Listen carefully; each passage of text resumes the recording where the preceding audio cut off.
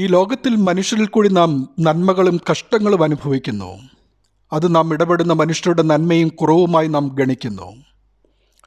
മനുഷ്യരിൽ കൂടി നന്മ പ്രവർത്തിക്കുന്നത് നന്മയുടെ ആത്മാവായ ദൈവവും തിന്മ പ്രവർത്തിക്കുന്നത് ദൈവത്തിൻ്റെ ശത്രുവായ സാത്താൻ്റെ പ്രവർത്തനവുമാണ്. മനുഷ്യൻ്റെ പാപപ്രവർത്തനങ്ങൾ മൂലം സാത്താൻ അവരിൽ അവകാശം ലഭിക്കുകയും പിശാച് പ്രത്യക്ഷത്തിൽ വരാതെ മനുഷ്യൻ്റെ മനസ്സിനെയും ശരീരത്തെയും സ്വാധീനിച്ച് മറ്റുള്ളവർക്കെതിരെ പ്രവർത്തിപ്പിക്കുന്നു. അതിലൂടെ കൽപ്പന ലംഘനങ്ങൾ ഉണ്ടാകുന്നു.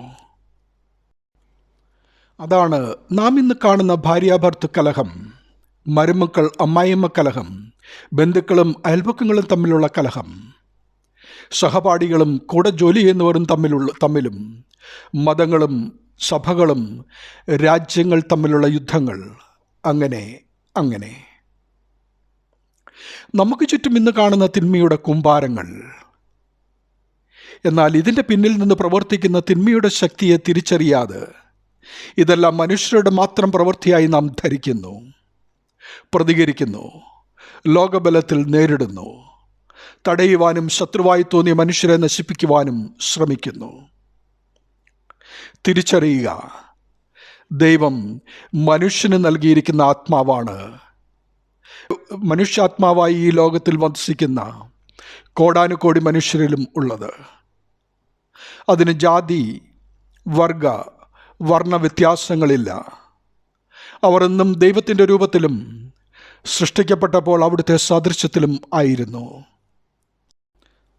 നാം എല്ലാവരും അന്യോന്യം സഹോദരങ്ങളാണ്.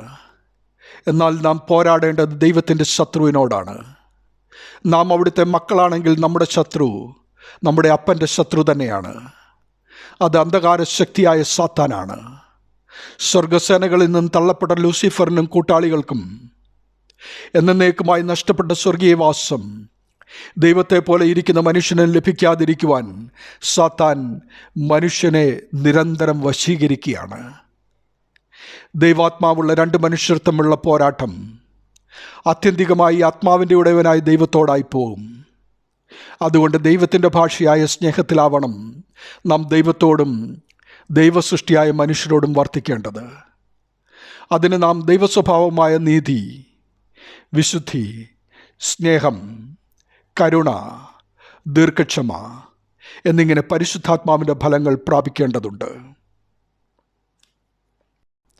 രോഗം ഉണ്ടാകാതിരിക്കുവാൻ ശരീരശുദ്ധി ആവശ്യമായിരിക്കുന്നത് പോലെ പാപം ഉണ്ടാകാതിരിക്കുവാൻ ആത്മശരീര മനസ്സുകളുടെ ശുദ്ധി ആവശ്യമാണ്. മാമോദീസായിലൂടെ നീതീകരിക്കപ്പെട്ട ദൈവരാജ്യത്തിലേക്ക് പ്രവേശിച്ചത് നിലനിർത്തുവാനായി അനുദിനം ചെയ്യുന്ന പാപങ്ങൾ ഏറ്റുപറഞ്ഞ് ശുദ്ധീകരിക്കപ്പെടേണ്ടതുണ്ട്.